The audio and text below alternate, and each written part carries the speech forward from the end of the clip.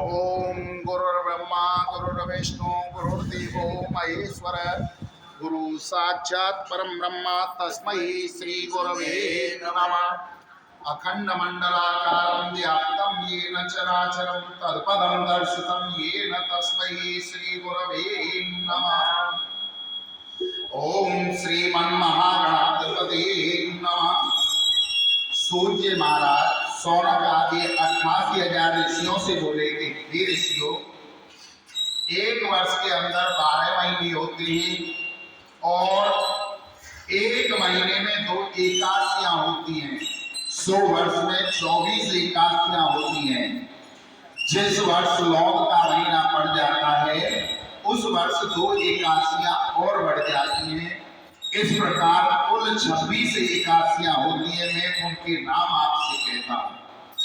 उत्पन्ना, मोक्षदा, सफला, पुत्रदा, सकला, जया, विजया, आमलकी, पाप मोचनी, कामदा, वरुथनी, मोहिनी, अपरा, निर्जला, योगिनी, देवसेनी, कामदा, पुत्रदा, अजा, परवर्तनी, इंद्रा, पाशांकुशा, रमा, देवोत्थायिनी। ये 12 महीनों की 24 एकादशियों के नाम हैं। जिस वर्ष लौट मास पड़ जाता है उस वर्ष 2 एकादशियां और बढ़ जाती हैं, पद्मनी और पर्वा। ये सब एकादशी यथा नाम तथा फल वाली होती है। इनकी कथा सुनने से, इनके गुण तथा व्रत की कथा सुनने से मालूम हो जाता है जो मनुष्य इन एकादशी के व्रत को शास्त्र के अनुसार करते हैं उन्हें उसी फल की प्राप्ति होती है। आज है चैत्र कृष्णा पाप मोचनी एकादशी।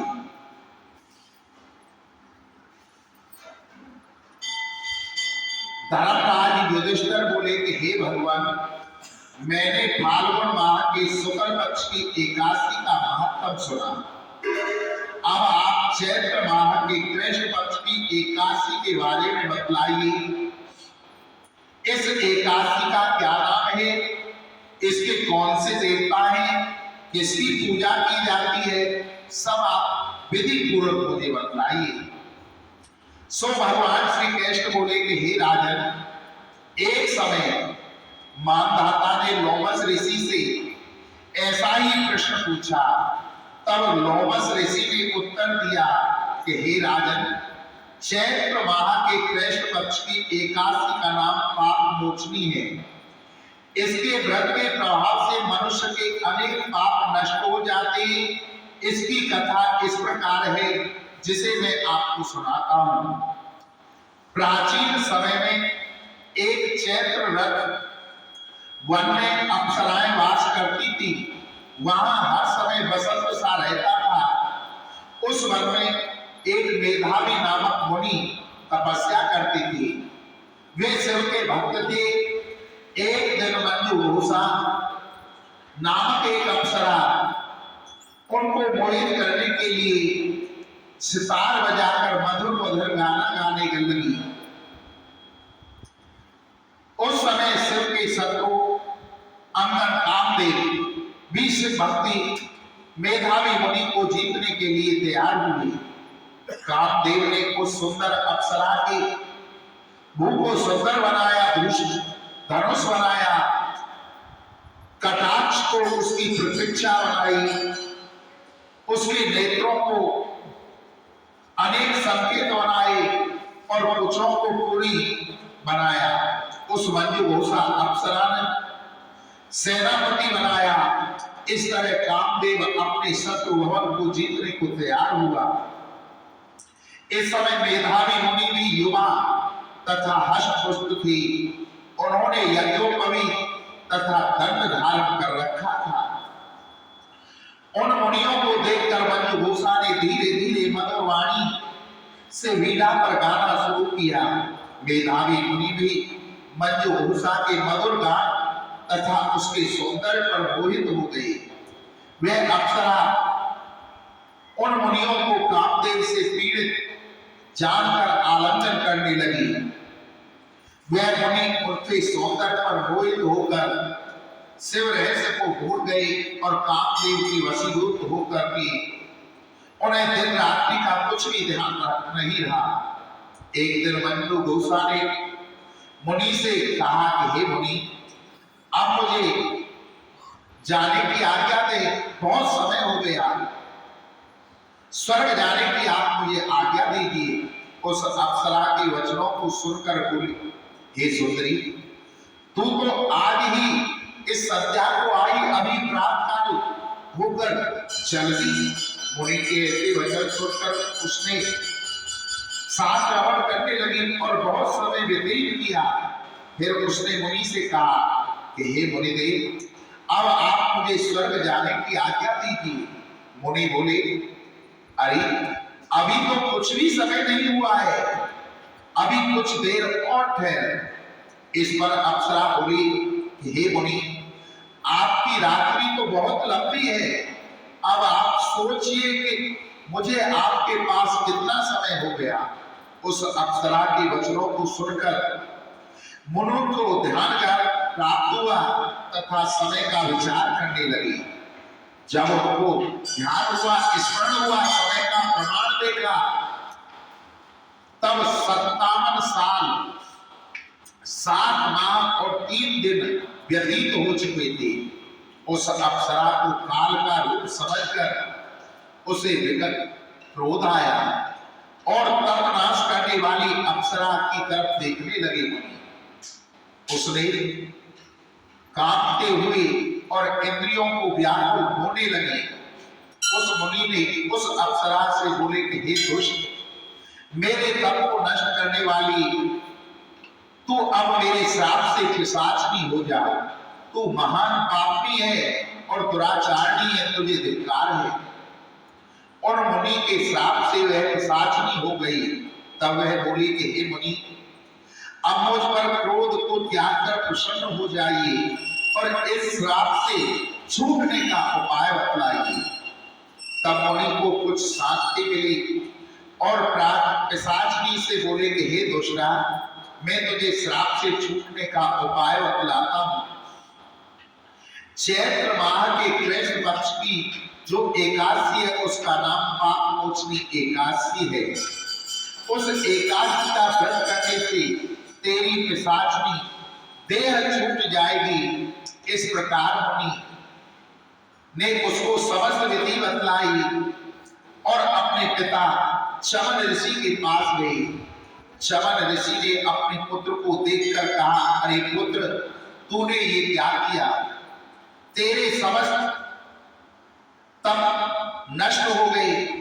मेधावी बोले, हे पिताजी, मैंने बहुत बड़ा पाप किया है, आप उससे छूटने का कोई उपाय मुझे बताइए। चमन ऋषि बोले कि हे तात, तुम चैत्र माह के कृष्ण पक्ष की पाप मोचनी एकादशी का विधि पूर्वक भक्ति पूर्वक व्रत करो। उनके वचनों को सुनकर मेधावी ऋषि ने पाप मोचनी एकादशी का विधि पूर्वक व्रत किया, उपवास किया। इसके प्रभाव से उसके समस्त पाप नष्ट हो गए। मंजू घोषा अप्सरा भी पाप मोचनी एकादशी का व्रत करने से पिशाच योनि से छूटकर और सुंदर रूप धारण करके स्वर्ग लोक को चली गई। लोमस ऋषि बोले कि हे राजन, इस पाप मोचनी एकादशी के प्रभाव से सब पाप नष्ट हो जाते हैं। इस एकादशी कथा के श्रवण व पठन से 1000 गौदान करने का फल प्राप्त होता है।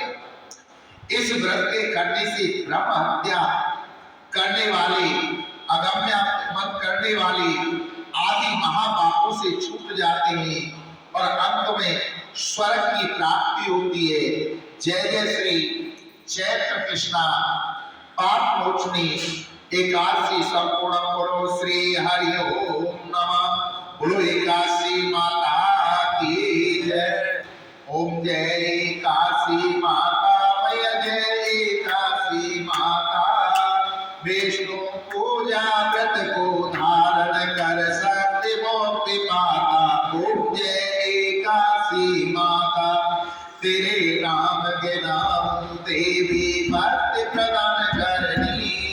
गणगौरव को देनी माता शास्त्रों में भरनी। ओम जय एकादशी माता। मार्गशीर्ष की कृष्ण पाठ्य में उत्पन्ना होती। शुक्ल पक्ष में मोक्षदायिनी पापों को धोती। ओम जय एकादशी माता। पौष मास की कृष्ण पक्ष में सफला नाम करो। शुक्ल पक्ष में होए पुत्रदा आनंद अधिक रहे। ओम जय एकादशी माता। नाम सत्यला माघ मास में कृष्ण पक्ष आवे। शुक्ल पक्ष में विजय दिलावे विजय सदा पावे। ओम जय एकादशी माता। विजया माल गुण कृष्ण पक्ष में शुक्ला आमल की। पाप मोचनी कृष्ण पक्ष में चैत्र महाजल की। ओम जय एकादशी माता। चैत्र शुक्ल में नाम कामदा धन देने वाली। नाम काम का कृष्ण पक्ष में बैसाख महाकाल। ओम जय एकादशी माता। शुक्ल कृष्ण पक्ष में होइनी अपराधीष्ण कृष्ण पक्षी। नाम निर्जला सब सुख करनी शुक्ल पक्ष रख। ओम जय एकादशी माता। योगिनी नाम आषाढ़ में जानो कृष्ण पक्ष वरनी। देवसेनी नाम कहायो शुक्ल पक्ष धरनी। ओम जय एकादशी माता। काम का श्रावण मास में आवे कृष्ण पक्ष कहिए। सावन शुक्ला होए पुत्रदा आनंद से रही। ओम जय एकादशी माता। अजामात्र पद कृष्ण पक्ष की पर्वतनी शुक्ला। इंद्रा आश्विन कृष्ण पक्ष में व्रत से भव सागर निकट। ओम जय एकादशी माता। पाशांक साये शुक्ल पक्ष में पाप हरण हारी। रमा मास कार्तिक में आवे सुखदायक भारी। ओम जय एकादशी माता। देवोत्थायनी शुक्ल पक्ष में दुख नाशक मैया। लौंग मास की करो मैं विनती पार करो नैया। ओम जय एकादशी माता। शुक्ल लौंग में होए पावनी दुख नारित हरनी। परमा कृष्ण पक्ष में होती जन्मा कर करनी। ओम जय एकादशी माता। जो कोई आरती एकादशी की भक्ति सहित गावे। जय रघुनाथ स्वर्ग को वासो निश्चय ही पावे। ओम जय एकादशी माता। बोलो एकादशी मैया की जय। श्री नारायण उवाच। हे लक्ष्मी, अब 18वें अध्याय का महात्म सुनो। जैसे सब नदियों में गंगा जी श्रेष्ठ है और सब क्षेत्रों में हरिद्वार, सब तीर्थों में प्रयागराज, सब पर्वतों में कैलाश पर्वत, सब ऋषियों में नारद, सब गौओं में कपिला कामधेनु, तैसे ही सब अध्याय में गीता जी का 18वां अध्याय श्रेष्ठ है। जिसका फल स्वरूप देवलोक में सुमेर पर्वत पर इंद्र अपनी सभा लगाए बैठे थे। उर्वशी नृत्य कर रही थी, बड़ी प्रसन्नता में बैठे थे। इतने में एक चतुर्भुज रूपधारी को पार्षद लाए और सब देवताओं के सामने कहा तू उठ इसको बैठने दे। यह सुनकर इंद्र ने प्रणाम किया, उसने तेजस्वी को बिठा दिया। इंद्र ने अपने गुरु बृहस्पति जी से पूछा, गुरु जी तुम तो कालदर्शी हो, देखो इसने कौन सा पुण्य किया है जिससे आसन का अधिकारी हुआ। मेरे जानने में इसने कोई पुण्य व्रत यज्ञ दान नहीं किया, विशेष मंदिर नहीं बनवाया, तालाब में कूप नहीं लगवाया, किसी को अभय दान नहीं दिया। देवगुरु बृहस्पति जी ने कहा कि नारायण जी के पास चल करके पूछते हैं। तब राजा इंद्र बृहस्पति ब्रह्मादिक सब देवता नारद जी के पास गए, नारायण जी के पास गए और जाकर के दंडवत प्रार्थना पूर्वक कहा कि हे स्वामी दास सहायक भक्त रक्षक, आपके 4 पार्षदों ने एक तेजस्वी स्वरूप चतुर्भुज को ला करके इंद्र आसन पर बिठा दिया और मुझे उठा दिया। मैं नहीं जानता उसने कौन सा पुण्य किया है, मैंने कई अश्वमेध यज्ञ किए तब मुझे इंद्र आसन का अधिकारी आपने किया, इसने एक भी अश्वमेध यज्ञ नहीं किया, मुझे आश्चर्य है। तब श्री नारायण जी ने कहा कि हे राजेंद्र तू डर मत, अपना राज्य कर, इसने बड़ा ही गुण उत्तम पुण्य किया। इसका नियम था प्रतिदिन स्नान करके गीता जी के 18वें अध्याय का पाठ किया करता था। इसके मन में भोगों की तृष्णा रहती थी। जब इसने देह छोड़ी तो मैंने आज्ञा की कि हे पार्षदों तुम इसको पहले जाकर के इंद्रलोक भोगने दो, जब इसका मनोरथ पूर्ण हो जाए तो मेरी सारी मुक्ति को पहुंचाओ, तुम जाकर के भोगों की सामग्री जमा कर दो। तब राजा इंद्र और सब देवताओं ने जाकर सब वस्तुएं एकत्रित की और कहा इंद्रलोक के सुख भोगो। कुछ काल इंद्रपुरी के सुख भोग कर श्री नारायण जी की कृपा से सारी मुक्ति देकर वैकुंठ का अधिकारी किया।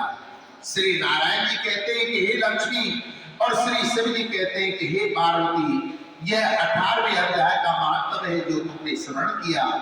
जय जय श्री पद्म पुराणे सती ईश्वर संवादे उत्तराखंडे गीता महात्म नाम है 18वां अध्याय को हृदय अर्पणमस्तु। बोलो श्री हरि ओम नमः। ओम जय गीता माता मैया, जय गीता माता, सुख करनी दुख हरणी तुमको जग जाता। ओम जय गीता माता, ममता मोह ज्ञान को छिन्न में नाश करे, सत्य ज्ञान का मन में तू प्रकाश करे। ओम जय गीता माता, शरण तेरी जो आवे तेरे मन ग्रहण करे, पाप ताप मिट जावे मेरे वैसे तू करे। ओम जय गीता माता, जब अर्जुन रण क्षेत्र में सूखा तीर हुआ, कर्तव्य कर्म पज में का बहुत मलिन हुआ। ओम जय गीता माता, तब श्री कृष्ण चंद्र की मुख से तुम अवतार लियो, तत्ववाद समझा कर उसका उद्धार कियो। ओम जय गीता माता, शरीर जन्मते मरते आत्मा विनाशी, शरीर को दुख जावे आत्मा सुख राशि। ओम जय गीता माता, शरीर की ममता मन से त्याग करो, आत्म ब्रह्म को चीर उससे अनुराग करो। ओम जय गीता माता, जग में ब्रह्म को जानो सबसे प्रीत करो, बैर भाव ममता वसना अनरीत कर। ओम जय गीता माता, नित निष्काम कर्म जग उपकार करो, फल वांछा को त्यागो सद्व्यवहार करो। ओम जय गीता माता, मन को वश में करके इच्छा त्याग करो, निष्काम जगत में रह कर हरि अनुराग कर। ओम जय गीता माता, यह उपदेश जो भरत में लावे सागर से वो नर तर जाओ। ओम जय गीता माता, ओम जय गंगे माता, मैया जय गंगे माता।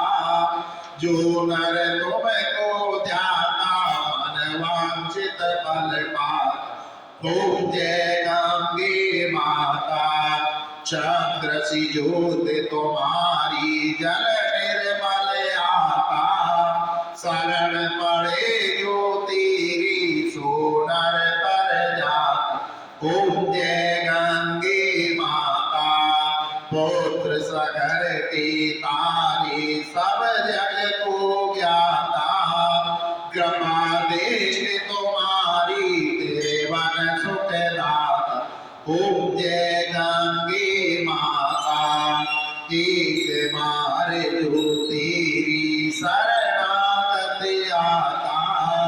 यम की त्रास मिटाता परम गति पाता।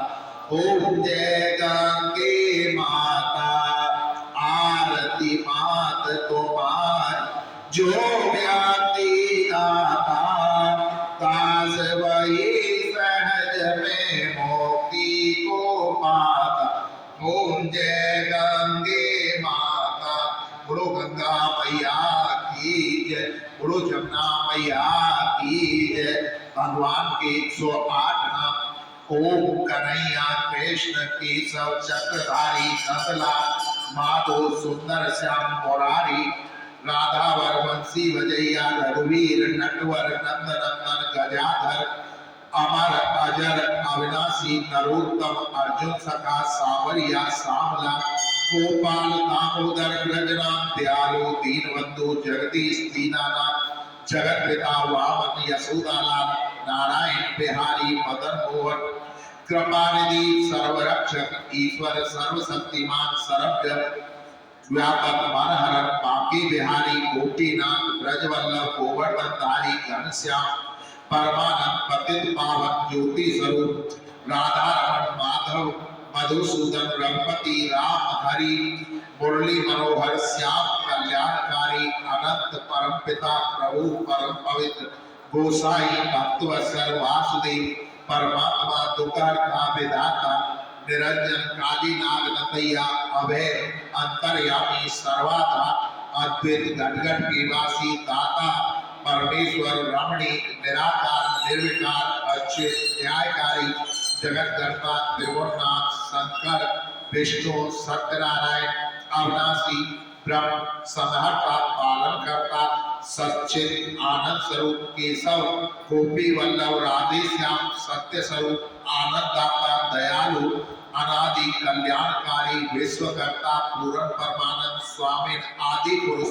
बोलो आनंद कंद भगवान की जय, बोलो राधा कृष्ण भगवान की जय, बोलो अपने अपने गुरु महाराज की जय, बोलो अपने अपने